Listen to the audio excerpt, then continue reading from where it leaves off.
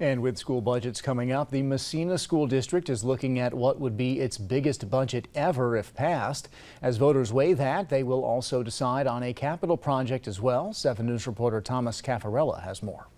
On May 20th, Massena Central School District residents will vote yes or no on $154 million worth of spending, with no additional burden on the taxpayer. This will be at least 5 or 6 years in a row with a $0 tax increase on our residents. Of that amount, $74 million is for the annual budget, the district's biggest to date, and a roughly $2 million increase compared to last year. Superintendent Ron Burke says some of the increase comes from rising costs in health insurance, BOCES tuition, and more. The state budget helped close the gap. The foundation aid formula looks like it's been tweaked again to really take into account with a greater level of seriousness student poverty levels, and that has benefited Massena. Our student poverty level is growing and the state budget's reflecting that. So that's where that money is really coming from, is the growth in our poverty rate and the changing in the formula. The other $80 million is the school district's capital project, a laundry list of work that would be done over several years around the district.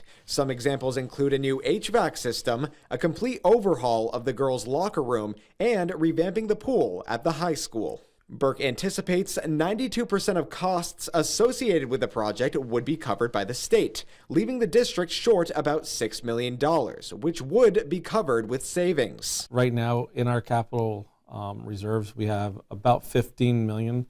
So we're going to be using 6 of the 15, applying that to this project. And for residents to learn more about the capital project and the school budget, the district has been holding community forums leading up to the vote. The next session is Wednesday at J.W. Leary Junior High at 6 p.m. Thomas Caffarella, 7 News.